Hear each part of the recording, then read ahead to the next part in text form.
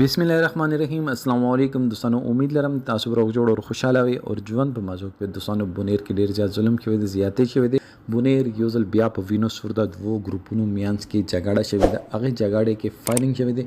فایرینګ کې په نتیجه کې سلور کسان قتل شوی دي دا کسان څوک دي او دوی تعلق د کوم ځای نه اور د تنازع په څه خبرې باندې و د جګړه په څه خبرې باندې و دوستانو د باره کې په ټول معلومات په دې ویډیو کې شریکو او که تاسو ټول معلوماتو باندې ځان خبرول غواړئ مونږ ویډیو ځان ستر اخیره پورې وګورئ او چې کوم ملګری مونږ په چینل باندې نوی دي هغه د مونږ چینل ما ځان سره سبسکرایب کړئ ټاله نشان دی تاکي مونږ راتلونکي معلوماتي ویډیو هغه ته په اسانه سره ملاشي دوستانو د واقعیا د بنیر دا کې دوه ګروپونو میانس کې په شمولیت او زمکه باندې لانجا او د لانجا شمولیت او زمکه باندې واغې نه باوجود عدالت ته نه بوتله خپل کیسه فیصله وکړه د ټوپک فیصله وکړه د ډس فیصله وکړه قانون فیصله د قلم فیصله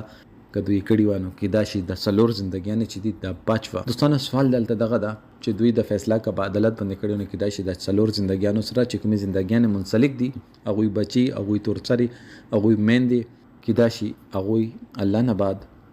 یو کس اسرا الله دا کې دا شي په دې دنیا باندې دوی رسوا شوی بنوا دوی د ډازې خو وکړي خو دوی دا سوچ ونه کړو چې د ډازو اثر به مونږ په خاندان باندې سپریږي مونږ په کور باندې بس پریږي مونږ بچیو باندې سپریږي مونږ تر سره باندې بس پریږي مونږ په میندو باندې بس پریږي که دوی دا سوچ کړي نو کې دا شي دوی ټوپک ته لاس نه وي چلو دوی که دا سوچ کړي چې ریاست شته عدالت شته قانون شته تنه شته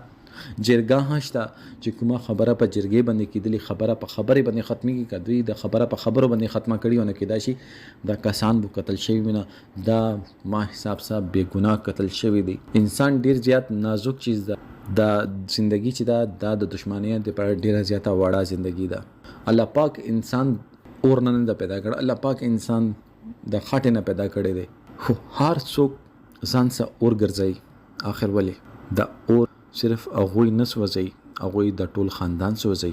هغه د سوچو کی چې زه دا کار کوم د اثر به ما په خاندان باندې ما په بچي باندې بس پرويزي نو کیداشي مون پښتنه کیداشي د علم قلم قانون او عدالت فیصله ته وکي دي د خبر فیصله ته وکي بجای چې یو بل ته ټوپک او تماچا راخلي دوستانو امید لرم تاسو به مونږه ویډیو خوښ شوي والسلام